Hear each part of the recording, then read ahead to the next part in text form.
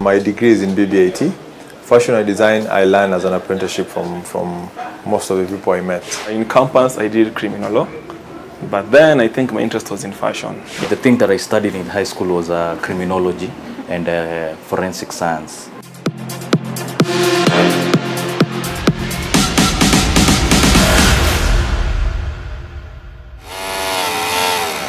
Criminal law and business information technology graduates, now fashion enthusiasts and perfect examples of how career journeys can change. The Nairobi-based fashion designers have successfully carved for themselves a niche in the Kenya's fashion industry.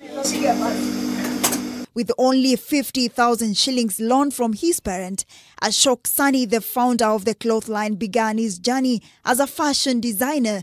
And with time, his friends acquired shares in the company that now boasts of 15 employees. I really like suits, so I decided let me try and buy a suit.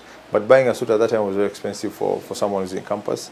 And then getting something that you want, because as a creative, you want something very different, colorful, something you cannot find at the shops. Because most of the time you could find suits, but it's black, navy blue, the corporate colors. So I decided, why don't I find out how I can do this, and in time became a business. Fadil Hussein, who is also a shareholder, says he uses imported fabrics to mend high-quality outfits for a growing number of middle-class and high-end clients. Some of our products we source them maybe locally made, and like these ones, and also someone. Like these ones, we get them from China, in Guangzhou. These ones are from just here in Nairobi.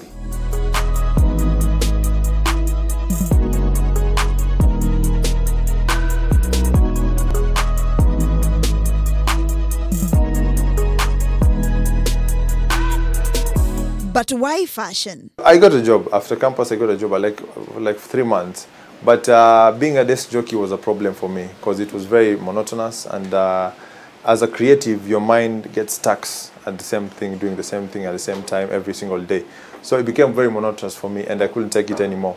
I think I was almost going crazy. So I decided, let me do something that can challenge me, and at least my brain can work every single time. As employment, you're getting the same salary every day, and time for improvement and growing is limited. So you need a certain period of time to work for a certain period of time for you to grow. Sometimes you do courses which you're forced by your parents, but then you just find like you love something else.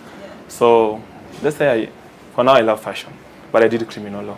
Parents forcing you to get into a course that you didn't feel like, but eventually you end up into something that you feel like doing, which is fashion. Despite the overriding benefits, challenges also abound. Most of the things the raw materials that we use, we import. So most of the things that we use here, we import, and it's very difficult because most of the time it's very costly to import. So some of the things you have to buy. When you want to buy, you're limited by whatever that is there in the market and the prices that are there in the market. So that's the biggest problem that we have in terms of fabric and things that we use to make outfits. The first time we started as a small business, so we just a small business permit. Then we registered as a firm. Then we registered as a limited company now. We are a limited company now. So every time you have to grow, there are different regulations and different permits you have to get. A recent study shows that Kenya's fashion and textile industry has a potential to create 30,000 jobs annually, in particular for women and youth.